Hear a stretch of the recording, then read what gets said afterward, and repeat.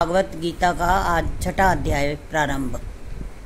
हर्ष शोक त्याग कर मान और अपमान, दुख सुख सम जाने वही उत्तम नर पहचान। देना लेना बांटना सब अर्पण भगवान, वह योगी संसार में है अर्जुन धीमान।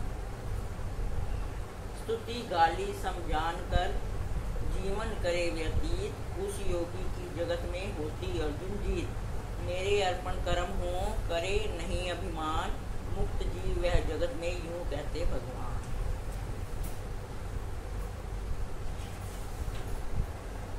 अब छठा अध्याय प्रारंभ कहते आत्मा संयम योग। श्री भगवानोवाच, हे अर्जुन, जो कर्म योग द्वारा योग मेरे साथ जुड़े हैं और फल कुछ वांछते नहीं, तिनको सन्यासी जान। जो मेरे साथ जुड़े हैं इसी से योगी हैं, फल कुछ वांछते नहीं, इसी से सन्यासी हैं। हे अर्जुन, जटा के धारे से भस्म के लगाने, अग्नि धूनी जला जला बैठने से सन्यासी नहीं होते। हे पांडव, योगी जन सन्यासी उसको कहते हैं जिसके मन में मेरे चरण कमल बिना और कुछ वांछा नहीं, मेरे स्मरण में जुड़े बिना अवांछा होती नहीं, अवांछा हुए बिना मेरे स्मरण से जुड़ता नहीं। जब मेरे स्मरण साथ जुड़े हैं तब अवांछी हुए बिना योगी कोई नहीं। इस कारण से संन्यास और योग एक से कहे हैं। और जो कोई मेरे योग साथ जुड़ना चाहे, जिसको मेरे जानने के जो सत्य कर्म स्नान आदि से लेकर सो करने चाहिए, जब सत्य कर्म का निर्मल होवे तब मेरे साथ जुड़े। और जो कोई योग आरूढ़ होवे, जिसको कोई कर्म नहीं करना चाहिए, जो कुछ उसकी इच्छा हो सो करे, सोवे तब सो रहे, जब बैठे तो बैठा रहे। योग आरूढ़ इच्छाधारी मुक्त रूप है। योग आरूढ़ क्या होता है, इसके लक्षण सुन। इंद्रियां किसी विषय को ना उठें और मन में मेरे सिमरण बिना कोई और चिंता भी ना होवे, तब ऐसा हो तब योग आरूढ़ होता है। उसने अपनी आत्मा का उद्धार किया, संसार के विषयों के स्वाद में नहीं रमा, और अपना ही आत्मा मित्र है, अपना ही शत्रु है। जिसने विषयों से वरज कर अपना आत्मा मेरे भजन साथ जोड़ा है, तिसका अपना आत्मा मित्र है। जिसने मुझको विसार कर अपना आत्मा विषयों में लगाया, उसका आत्मा शत्रु है। फिर ना कोई मित्र है ना कोई शत्रु। जिसने आत्मा विषयों से वरज कर परमात्मा पार ब्रह्म अविनाशी के साथ जोड़ा है, सो परम शांति सुख को प्राप्त हुआ और उसको शीत उष्ण भी नहीं व्यापता। उसे मेरी कृपा से और कोई दुख भी नहीं व्याप सकता। जो आदर करने से प्रसन्न नहीं होवे और अनादर करने से बुरा नहीं मानता, अपने आप को जानना, इसको ज्ञान कहा है। मैं क्या वस्तु हूँ, यह क्या खेल है, और विज्ञान अर्थात परमेश्वर का ना जानना, यह दोनों ज्ञान विज्ञान है। इसका 13वें अध्याय में कहूँगा, जिसमें ज्ञान विज्ञान रूप अमृतपान किया है, जिसका आत्मा तृप्त हुआ, सो इंद्रियों को निवारण कर सदा एक सा रहे। कंचन माटी शत्रु मित्र एक समान जाने, धर्मी पापी एक से देखे, राग द्वेष ना करे, निरंतर एक ध्यान से मित्र शत्रु को जाना करे। यह पूर्ण योग के लक्षण हैं। इस युक्त रहे, योगी आत्मा से जुड़े, अभय रहे, परमानंद रूप रहे, दूसरे की आशा ना करे, माया के मोह से रहित हो, परम पद को पावे है। हे अर्जुन, जो कोई और भी योग आरूढ़ हुआ, चाहे उसकी बात सुन, वह क्या करे तो एकांत स्थान में एक खड़ी 4 उंगल ऊंची, जिसमें कंकर कोआ टब्बा ना हो, सो बनाए। ऐसा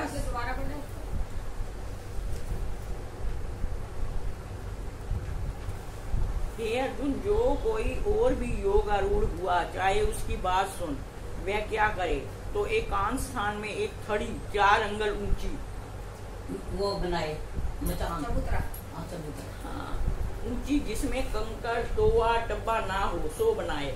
ऐसा साफ छड़ा बनाकर इस पर गोबर का चौका फेरे, इस पर कुशा और उस पर मृग छाला बिछा के ऊपर कपास का धुला हुआ कपड़ा डाले। इतनी चीजें डाले। डाले, कपड़ा डाले, ऐसे पवित्र स्वच्छ आसन पर चौकड़ी मारकर बैठे।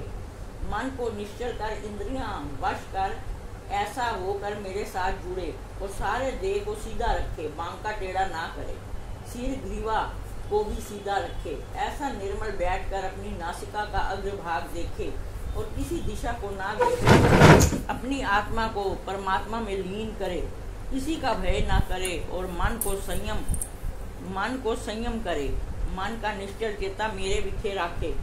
इस भांति मेरे साथ योगी जुड़े, इस लक्षणों के साथ जुड़े तो परम शांति सुख अर्थात निर्वाण पद को प्राप्त हुए है। हे अर्जुन, और भी इसकी युक्ति सुन।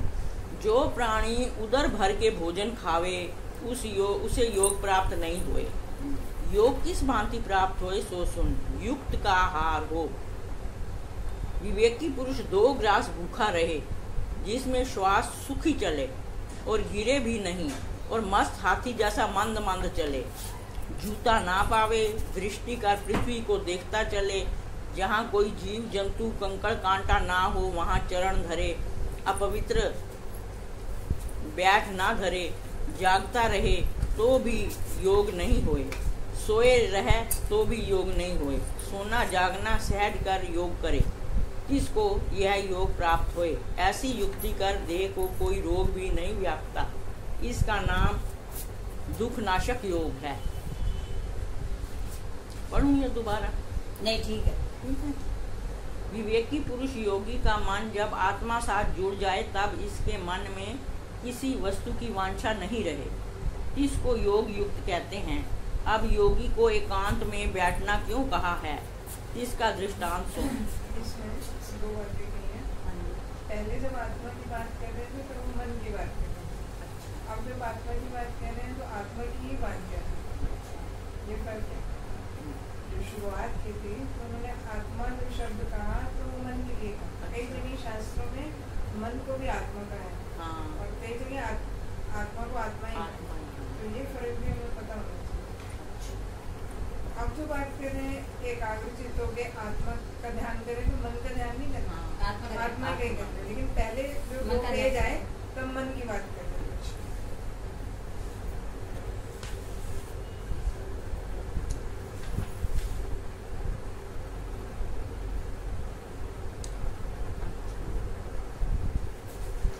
विवेकी पुरुष योगी का मन जब आत्मा साथ जुड़ जाए, अब ये इसमें आत्मा से ही मतलब, विवेकी पुरुष योगी का मन,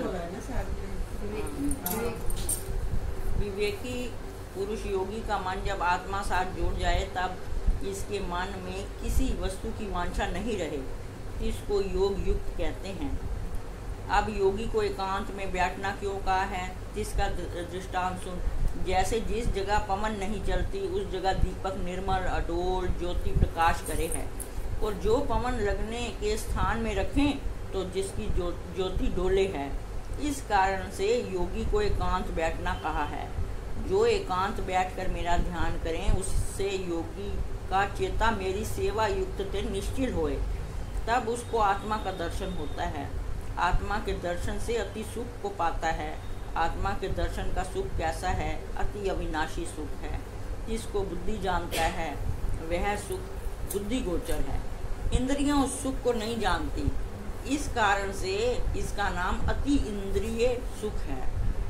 और जिसको पाने से वह योगी निर्लेप निश्चय होता है, और जिस सुख के उपरांत और कोई लाभ नहीं मानता, जिस सुख के पाने से शरीर को कोई बड़ा दुख ना लगे और शस्त्र साथ काटे अग्नि में जलावे तो भी जिसको दुख नहीं लगे, जिस पर साक्षी प्रहलाद की, जैसे हिरण्यकश्यप ने अनेक प्रकार की यातना दी, प्रहलाद को कुछ कष्ट ना हुआ।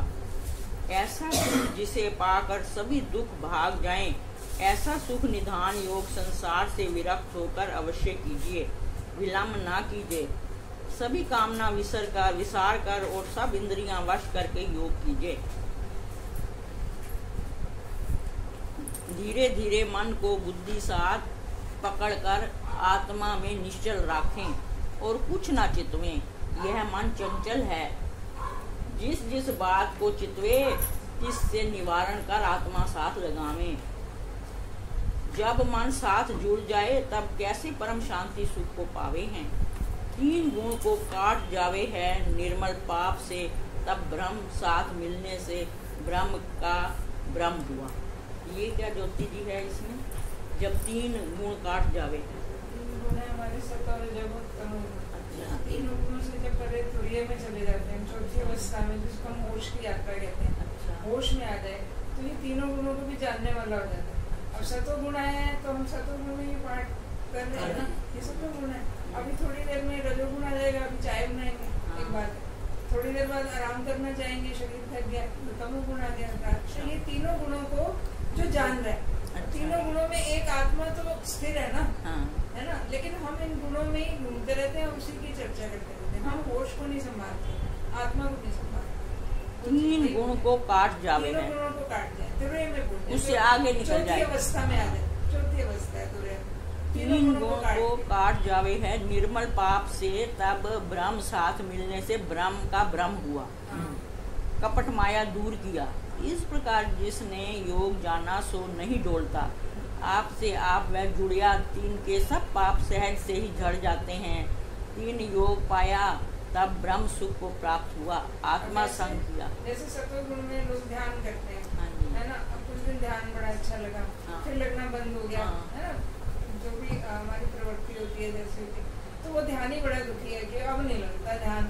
कई बार ऐसे अचानक लग जाता है, भगवान की तरफ ही ध्यान जाएगा, और कई बार हम कोशिश करते हैं तब भी नहीं लगेगा। हमने सत्वगुण को पकड़ लिया, हमने सत्वगुण को पकड़ लिया, क्यों? क्योंकि अब हमें उसमें आनंद आ रहा है, सत्वगुण में ध्यान लग रहा है तो अच्छा लग रहा है। अब नहीं लग रहा तो हम परेशान हो रहे हैं, तो हम सत्वगुण में अटक गए।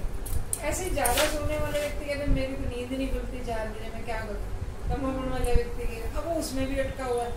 परमात्मा तो 24 घंटे है, लेकिन हम कह रहे हैं कि नहीं 4 बजे नींद खुले तो बात बने, तो हम तमोगुण में अटके, तो इन गुणों में ही फिरते रहते हैं। लेकिन वो साक्षी तत्व तो उससे अलग है। इन तीनों को जो जान रहे हैं, इन तीनों को जो काट सकता है, रजोगुण में भी वो पूर्ण है, जैसे साक्षी रहो, दृष्टा रहो, तो रजोगुण में भी है, सत्वगुण में भी है, तमोगुण में। रात सो जाते हैं, सपना आता है, सुबह उठ के कौन बता रहा है कि सपना क्या आया था? और गहरी नींद आती है, आनंद आता है, सुबह उठ के कौन बता रहा है? इसका मतलब भीतर कोई तो जाग रहा है, और जो हर वक्त जाग रहा है। पर ज्योति जी ये भी इसमें कहा है कि ये सुख इंद्रियों से परे है, इंद्रियां नहीं बता सकती, क्योंकि इंद्रियां बहिर्मुख है ना। 5 इंद्रियां देखो ना, रूप, रस, गंध, स्पर्श, एक और है शब्द। तो इन 5 इंद्रियों का बाहर की तरफ मुंह, और ये जो अतीन्द्रिय सुख है वो भीतर की यात्रा है। पहले तो भीतर की, बाद में वो संत सहज समाधि में आ जाते हैं। तो वो हम बाहर देखें, मिठास मेरे भीतर है, लेकिन मुझे आनंद आ रहा है कि रसगुल्ला मैंने खाया तो मुझे लगता है रसगुल्ले से आया आनंद, है ना, क्योंकि मिठास मेरे भीतर थी।